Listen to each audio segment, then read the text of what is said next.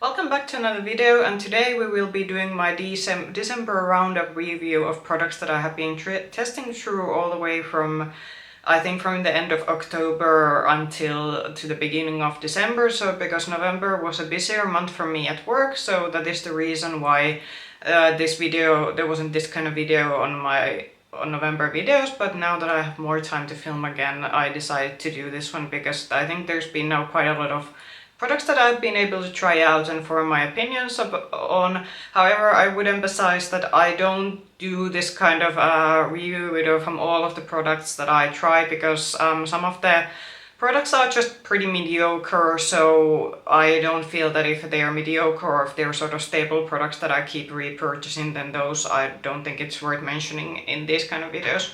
Also, I would like to say that there are certain products missing, so if you have been following my Instagram reels or my YouTube shorts, you have probably noticed that I have been, for example, buying quite a lot of Kiko Milano products recently. However, I decided that I will do a separate video regarding the Kiko products, because I thought that would make one cohesive video. So those are excluded from this, but let's get to the products themselves. So, just like the previous October video, I will go through these by category, and I will first start with the base products, then I will go through some cheek products, and then there will be, I think there's only like one lip product included in this video, and then we will go through the eyes. But first, let's get to the base products.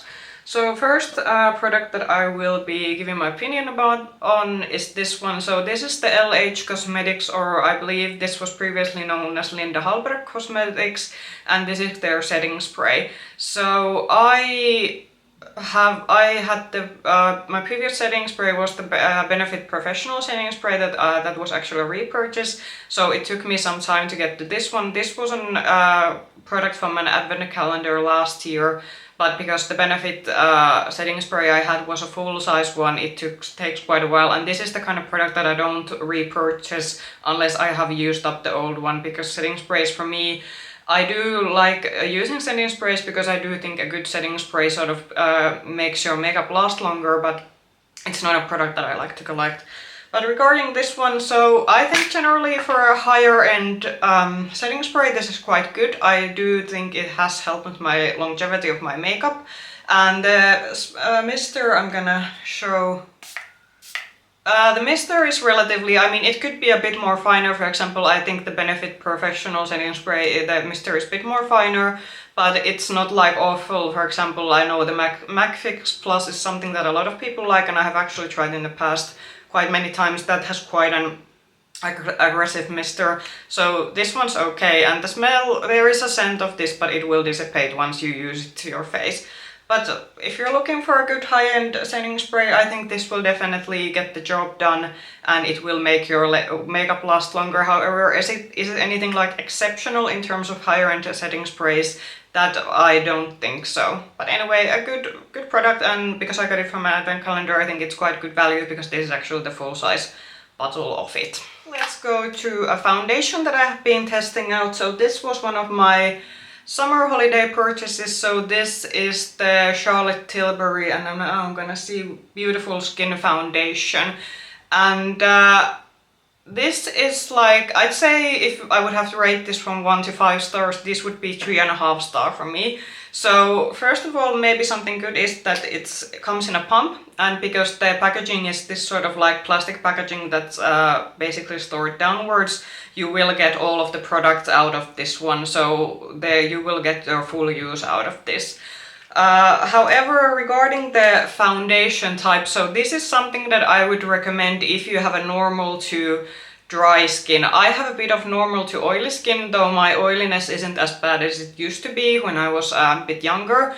But for me, like, this is a good like half a day foundation. To make this last longer on me, I do have to powder quite a lot of it. And I do say that on a very long day, this is not a suitable foundation for me, because it will get too glowy for me. So it's a good, and what I do like about this, however, is the coverage level. So it's a good like medium coverage one. So as someone who's now in their 30s, I don't like the very sort of hairy matte coverage foundation anymore, because those don't really suit me. So I do think that in terms of the coverage, this is quite a good foundation for someone in my age. It's just that the finish is not something suited for my skin type. But if you're someone with a dry to normal skin and you like a bit of a glowy foundation, however this isn't like super glowy, and if you use powder with this, I do think you will like this a lot. But for me, it's just that bit too on the like glowier side of foundations. But anyway, I'm still very happy that I got this and I got to try this.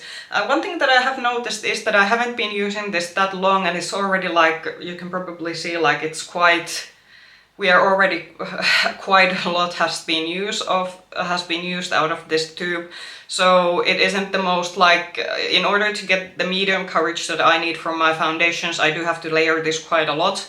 So if you like a bit of a lighter coverage, then I think you will be able to make it last. But in my use, I think this has been a bit like, I'm already concerned that I have used quite a lot of it, and I don't think I have used this till a full-on month. And the shade I'm in is Tree Cool, the cool tone shade with a powder. Particularly if I use powder on top of it, it is quite good a shade match for me. This did oxidize a little bit on my skin tone, so I think now that it's a winter month for me, this might, without powder, this would be probably a bit too dark for me, but with the powder, this has been quite a good shade match. Next, I will show what is probably like sort of my favorite product from all of the products that I have been like, I will go through today. And this is the Natasha Denona HY-Glam concealer, and this is probably like my, if I would have to say like the best new concealer that I have tried this year, then this will probably be it. The only downside of this, that because it's high-end concealer, this is quite expensive, so I believe this goes over the €30 mark, if I'm not sure. However, I do have to say that as someone who does need their concealer to cover like dark under eyes, I don't have like horrible dark under eyes, but there is some darkness there.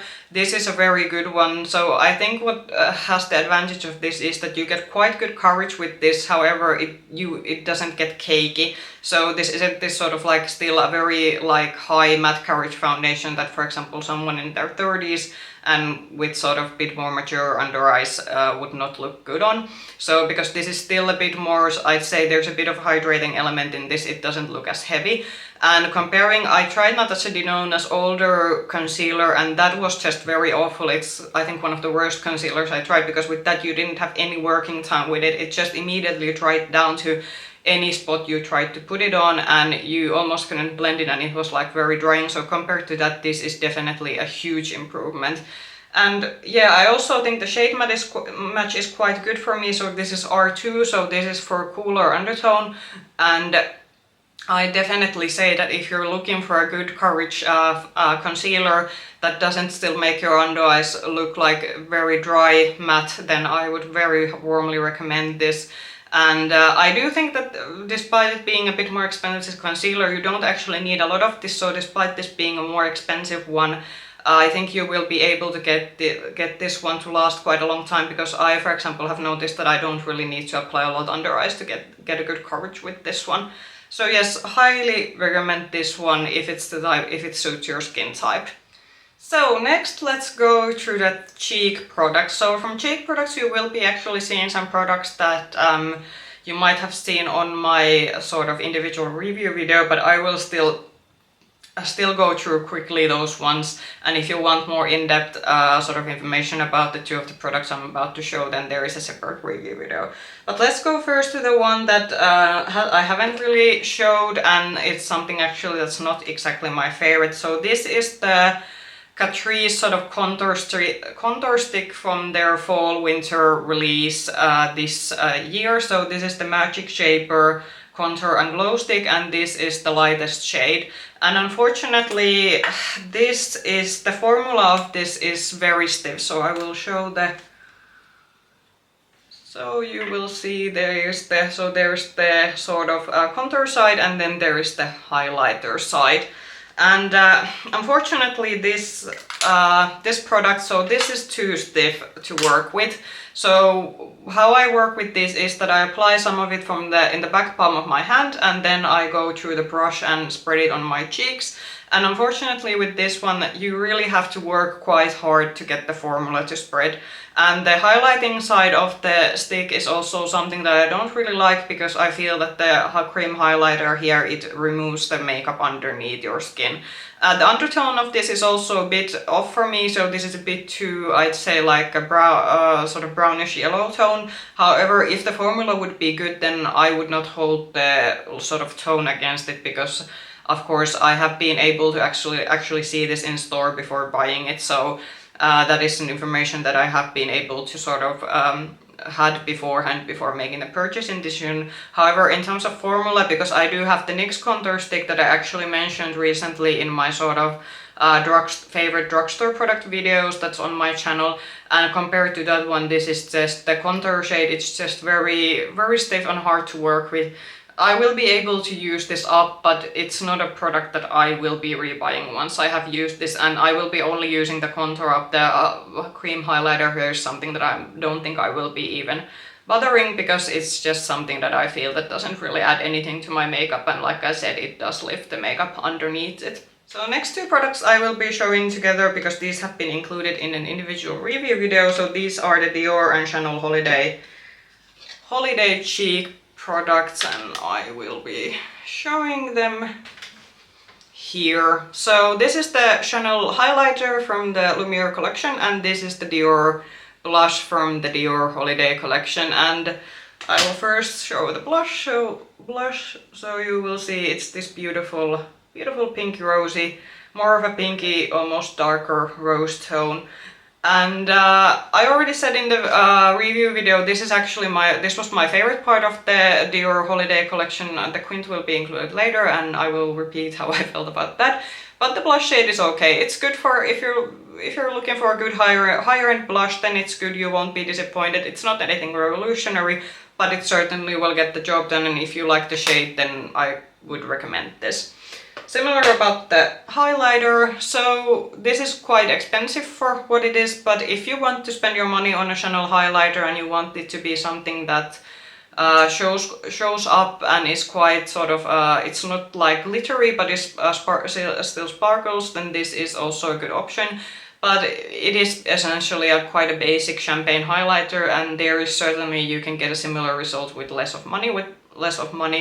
But yeah, it's purchase I'm still happy that I made, and I will be able to use this up. So, but like you can get similar results with less of money, but still a nice product. And definitely if you want, this is very giftable. So if you want to get a more expensive Christmas gift to someone who likes makeup, then this would be a good option, and so certainly something that will make an impression. Next, I will be showing the only lip product in the video. So this is the Oden's Eye lipstick, and I mentioned in, I think it was my lip declutter video, that I previously had the sort of matte bullet lipstick from Oden's Eye, and I didn't like that formula because it was really dry and tacky to work with. However, this is the cream lipstick formula, and this is in the shade Love Jasmine. So this is sort of on my skin tone. It's a beautiful sort of dark reddish orange shade, and I like this much better than the matte version. So this spreads to your lips very easily. It glides very well. It's a cream lipstick, so of course you will have to rebuy this. So obviously this won't last if you eat or drink or anything, but it's a beautiful, nice, shiny formula, and definitely much better than the bullet matte formula that they have. So the next category will be the eye products. So there is one mascara here, and then I will show the 3 palettes that I will be including in this roundup review video. So the first one is the mascara. So this is the Tarte, and I believe this was the Lights Camera Lashes mascara, and this is a midi size of the mascara. However, I'm quite happy that I only got the midi and didn't pay for the full price one, because I don't like this formula. I don't know, is it that I got a bad mascara? So let's first start with the good one. So I do like the wand of this. The wand is quite good. It will get to your lashes, and it's definitely something that will separate your lashes and gives your lashes length. However, I don't know, is it more about the formula, but for me this is the formula of this is just too dry. So I am able to get some length to my lashes and some separation, but I do feel that other than that, it doesn't really do much to my lashes.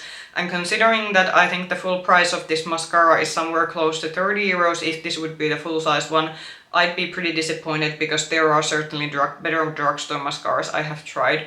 But if you have had better luck with this, then certainly comment down below. It could be that I have just gotten a dud one, but based on this deluxe size one that I have, I would not be buying the full size one, and probably will be considering in the future if I will be trying more Tarte mascaras, because I do know there, for example, from YouTube and on social media, that there are certainly quite a lot of Tarte mascaras that people seem to like. So maybe it's just that this one isn't as good as the other ones. But yeah, not exactly happy with this, but it's a good thing that I didn't spend my money on the full size one.